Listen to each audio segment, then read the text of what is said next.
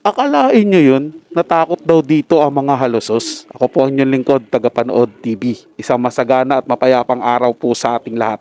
Welcome back po dito sa ating YouTube channel at Facebook page. Panibagong araw, panibagong reaction video po ulit tayo mga tagapanood. Pero bago po tayo magpatuloy, nais ko lang po kayong imbitahan, lalong-lalo na po sa mga bagong napadaan lang dito sa ating channel na mag-subscribe po. Hit nyo na rin po notification bell para lagi po kayong updated sa mga bago pang video na ating ilalabas. Share, like, and comment din po kayo mga tagapanood. Ating yung babasahin at pupusuan. So simulan na po natin ang ating reaction video sa araw na to mga tagapanood. Let's do this!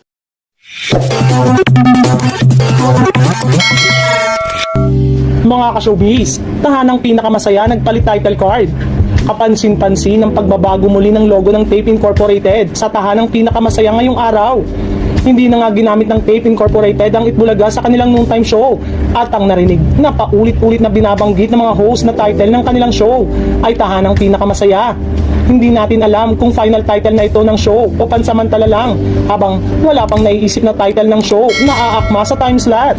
Okay sa viewers ang tahanang pinakamasaya para daw iwas bashing at bangayan ng viewers ng dalawang kampo. Para rin daw makapag-move on na ang mga Tape Incorporated, TVJ at Legit Dabarkads. Kaya lang, may mga reklamo pa rin ng viewers. Mahaba raw ang title at sana iksian.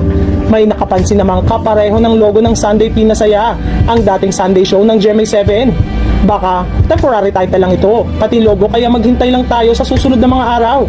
At baka may iba pang title na maisip ang mga taga-Tape Incorporated. Bukod sa Sunday Pinasaya logo, sumingaw nitong Lunes na ginaya lang din umano ng Tape Incorporated ang kanilang bagong logo sa isang proyekto ng lokal na pamahalaan ng lalawigan ng Quezon.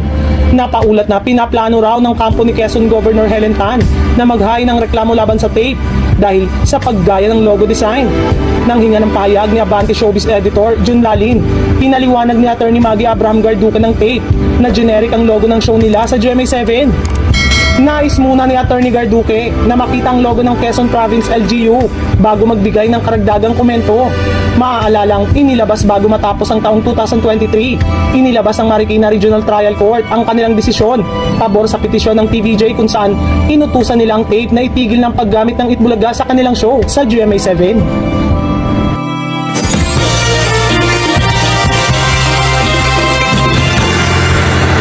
Dapat po kasi mga tagapanood, kasabay po ng pagbabago nila ng title nung natalo po sila sa kaso, kasabay na rin po nila na inayos po ng maayos po talaga yung logo nila.